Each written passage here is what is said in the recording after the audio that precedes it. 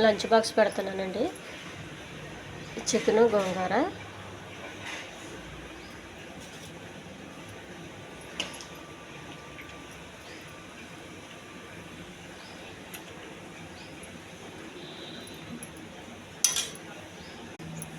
Chicken గోంగూర box అండి.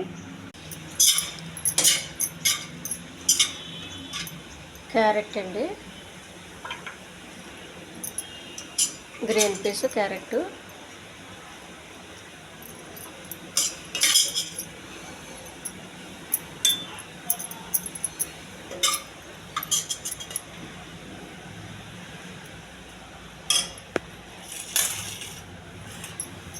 ఒక బాక్స్ శనగలండి. ఇవి తాలింపు శనగలు,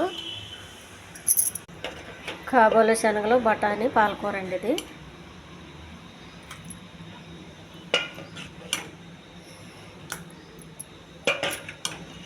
ఇది అన్నానికి చాలా బాగుంటుందండి, చపాతీకి కూడా చాలా బాగుంటుంది.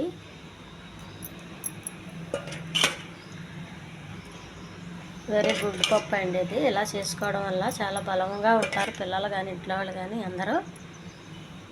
చాలా హెల్తీ పప్పు ఇది. ఇది రెడ్ రైస్ అండి.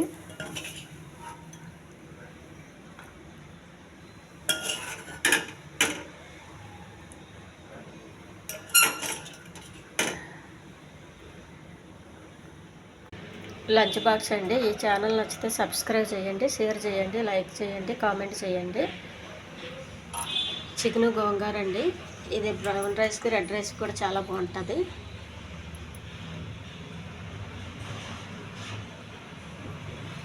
క్యారెట్ తురుము, గ్రీన్ పీస్ అండి.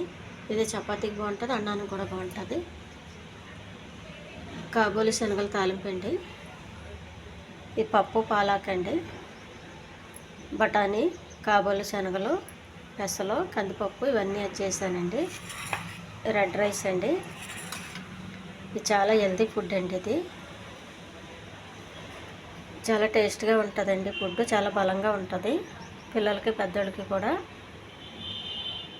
రోజు చేయలేకపోతే రెడ్ రైస్ వారంలో 2 సార్లు చేసుకోండి, చాలా బాగుంటుంది. ఈ చికెన్ ఉంది చూడండి, గోంగూర చికెను.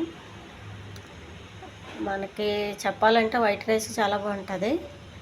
ఈ రెడ్ రైస్కి తినేది తక్కువ, అందుకని వైట్ రైస్కి నేను ఓటేస్తాను గోంగూర చికెన్కి.